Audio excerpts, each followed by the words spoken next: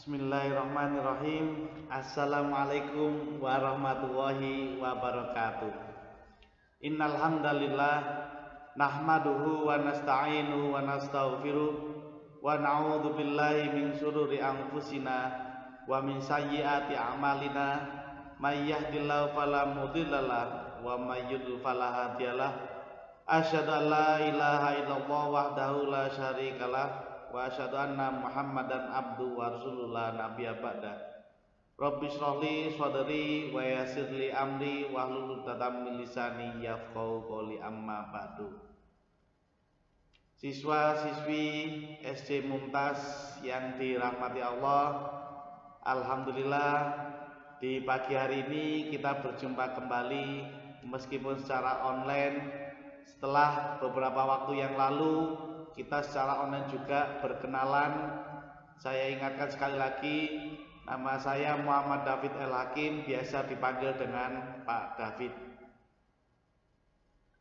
Kita selama 1 tahun ke depan akan belajar bersama insya Allah, yaitu di bidang akidah akhlak kelas 3. Baiklah siswa-siswi SD Mumtaz yang dirahmati Allah,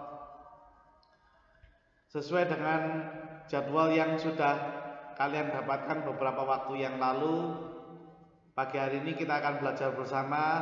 Dan untuk materi pertama yang akan kita pelajari bersama ini adalah beriman kepada Nabi dan Rasul.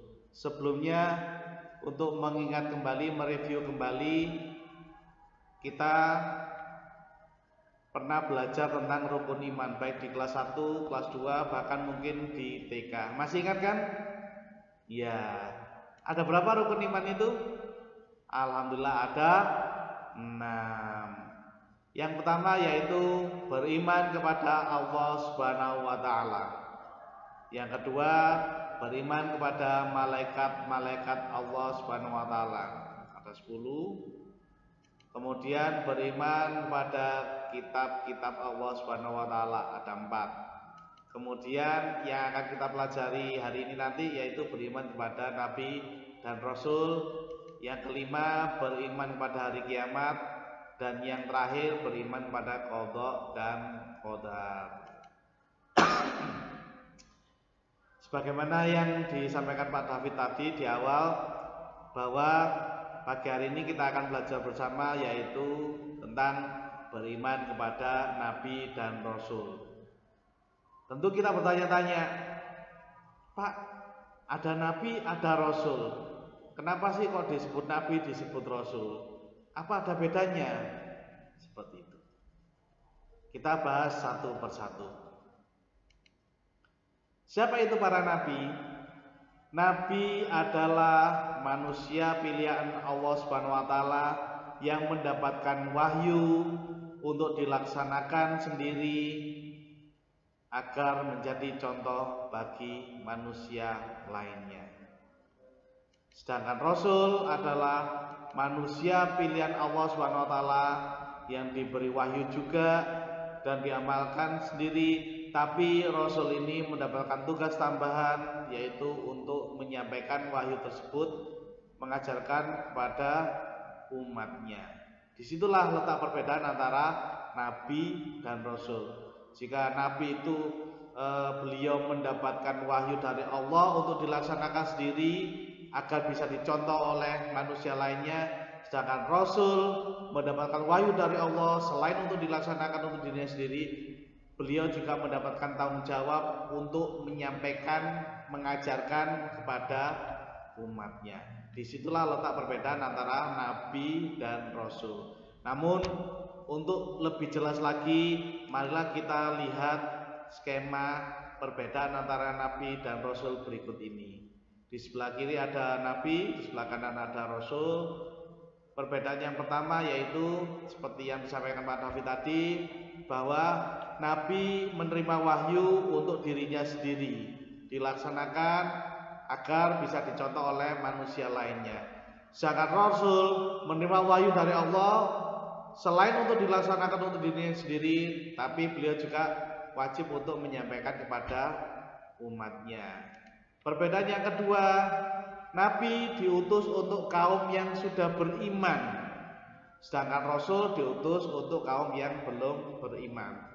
Sebagaimana yang sudah sering kita dengarkan cerita atau mungkin sudah membaca buku, sebagai contoh Rasulullah Muhammad SAW, beliau diutus kepada kaum yang belum beriman pada waktu itu, yaitu kaum Quraisy yang pada masa itu masih menjadi kaum yang jahiliyah, belum mengenal Islam sama sekali.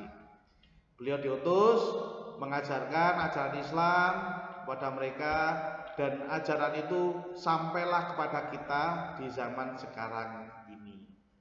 Perbedaan yang berikutnya, jumlah Nabi lebih banyak daripada jumlah Rasul. Otomatis jumlah Rasul lebih sedikit daripada jumlah Nabi. Hal ini disebutkan di dalam Al-Quran bahwa Allah menceritakan sebagian Rasul-Rasulnya dan sebagian yang lainnya tidak diceritakan. Ada berapa sih tepatnya jumlah Nabi dan jumlah Rasul itu? Sebagaimana sebuah hadis sahih disebutkan bahwa jumlah Nabi itu ada 124.000 orang. Sedangkan jumlah Rasul dari 124.000 orang tadi, 315 dari mereka diutus, diangkat menjadi Rasul, mendapat tugas tambahan untuk menyampaikan wahyu Allah kepada umatnya. Dari 315 Rasul ini ada beberapa yang wajib untuk kita ketahui, yaitu ada 25 orang. 25 orang Nabi dan Rasul inilah yang harus kita ketahui, yang harus kita imani. Untuk mengakhiri pertemuan kita di pagi hari ini, Pak David akan memberikan sebuah tugas.